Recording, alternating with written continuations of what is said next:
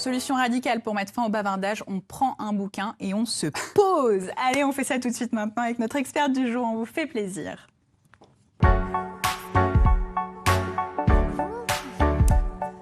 Bonjour Valérie. Bonjour Valérie. Catherine, vous lisez ? Énormément, j'adore ça. C'est vrai ? Ouais, énormément. Quoi vous lisez ? J'ai fait des études de philosophie et je lis beaucoup et on a un prix littéraire aussi à l'Aéroclub de France. Oui, je lis. D'accord. Avec passion. J'écris même un peu. On vous réinvitera alors pour ces trop. Vous avez appris ça tout à l'heure. Il va falloir, dites donc, va falloir piocher dans le stock du bibliobar, voir si vous n'auriez pas quelques petites choses qui pourraient intéresser Catherine.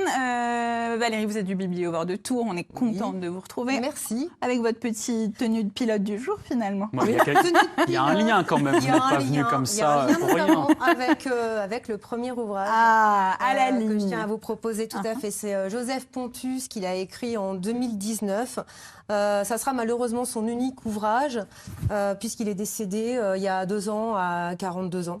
Ah oui. L'année dernière à 42 ans, pardon. Donc c'est un récit autobiographique et en même temps c'est comme un long poème, un texte écrit en vers libre, donc il n'y a pas de rime, je vous montre rapidement. Voilà. Ah oui, d'accord. Ça ressemble à ça, il y a du Apollinaire dedans, enfin il y a énormément de références à des chanteurs populaires, Barbara Traîné, et aussi à des écrivains. C'est pas trop ardu Pas du tout, c'est simple, c'est D'accord. sec. Il raconte en fait son quotidien à l'usine. Alors là, il n'est pas du tout voué à fabriquer des avions, mais par manque de travail, il a pris un petit peu ce qui venait via des boîtes d'intérim et il s'est retrouvé à trier des crevettes, des crabes, des bulots, à égoutter du tofu, à nettoyer les abattoirs après l'abattage des bêtes, à enlever tous ces morceaux de viande. Enfin, il y a des passages très très durs. Et donc, il dit bien, moi j'écris à la chaîne et on dit maintenant j'écris à la ligne. On travaille à la ligne. D'où le retour systématique à la ligne. Et c'est magnifique, c'est dur, c'est très réaliste et poétique en même temps. Vraiment, c'est un gros coup de cœur de 2019. Allez-y, foncez, lisez-le. Et c'est pas du tout ardu malgré toutes les références littéraires qu'on peut voir par-ci, et par-là. trouver à l'intérieur. Voilà. Okay. Point à la ligne. Point à la ligne, on passe à la suite. Exactement. Et la suite, c'est quoi ? Au cœur du silence ? Au cœur du silence, c'est un ouvrage de SF, de science-fiction. Je ne suis pas du tout lectrice de science-fiction. Vous nous aviez déjà dit ça la dernière fois et vous nous aviez aussi amené un bouquin de science-fiction. Non, vous voulez le présenter, c'était le 4e, j'avais pas eu le temps, donc j'ai compris, j'ai retenu la leçon. Je viens avec 3 livres simplement, je suis plus raisonnable. Mais bon, je suis curieuse, j'ai lu la 4e de couverture et je me suis dit ce livre est fait pour moi. D'accord. Et effectivement, donc en gros, si on n'est pas lecteur de SF, on peut quand même y aller.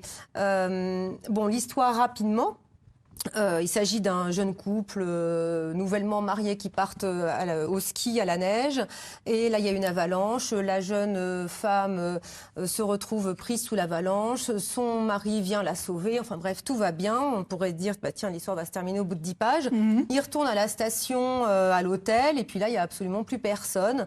Ils se disent peut-être qu'il y a une alerte, ils sont partis un peu plus loin dans la vallée, enfin on reste très très rationnel au début et ils tournent, ils prennent une voiture, ils essaient de descendre un peu dans la vallée. Évidemment, la voiture tombe en panne. Vous me voyez venir. Ils essayent de sortir de cet endroit-là. Impossible. La boussole ne fonctionne plus. Ils tentent de faire un grand détour pour passer par d'autres chemins.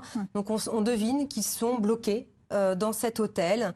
Il y a un petit peu de Shining à plusieurs reprises. D'accord. Il n'y a plus personne du tout et le temps semble ne plus s'écouler. Les bougies ne fondent pas, la viande ne pourrit pas. Ils se disent, mais ils vont rester là pour l'éternité. Eux-mêmes se disent, mais est-ce qu'on est mort ? Nous, on ne sait pas non plus. C'est assez angoissant. Angoissant, mais fascinant quand même. Ça a l'air d'être hyper fascinant. Angoissant. À un moment, elle descend, elle va dans la salle de réception, là, plein de monde. Elle monte vite chercher son mari, viens voir, il y a du monde, ils sont tous revenus. Ils redescendent, plus personne. Voilà. Donc, je vous raconte évidemment pas la fin. La fin est magistrale, comme le reste du livre. C'est assez angoissant, mais il faut le lire. Allez-y. Ok. Et enfin, le dernier.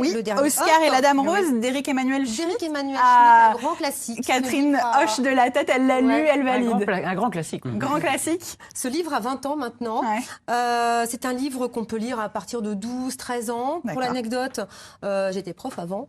Et un jour, un élève de 13 ans environ m'a dit, écoutez, madame, c'est le premier livre que j'arrive à lire jusqu'au bout. Donc, c'est un livre qui parle d'Oscar. Oscar, c'est un petit garçon de 10 ans qui est atteint d'un cancer. Il sait qu'il va mourir, mais personne autour de lui ne lui en parle. Ni les médecins, qui semblent un petit peu contrariés parce que le traitement ne fonctionne pas. Les parents sont très gênés, donc il en a un petit peu marre. Et donc, la Dame Rose, c'est une dame habillée en rose, une petite mamie qui vient voir les enfants malades dans cette aile de l'hôpital et qui lui propose un jeu, un deal avec Dieu. En gros, c'est tous les jours écrire à Dieu, faire un vœu en prenant en compte que chaque journée qui s'écoule, ça équivaudrait à 10 ans de sa vie. D'accord. C'est triste, c'est bouleversant, il y a des moments drôles aussi. Ouais. On est avec ses enfants malades. Voilà, donc allez-y, c'est beau. C'est beau. Merci beaucoup, merci. Non, mais tout a l'air extrêmement touchant. Donc, merci infiniment. Lecture passionnante en perspective, clairement, comme les vôtres, finalement, Jérémy. Voici la revue de presse Je lis Express. beaucoup.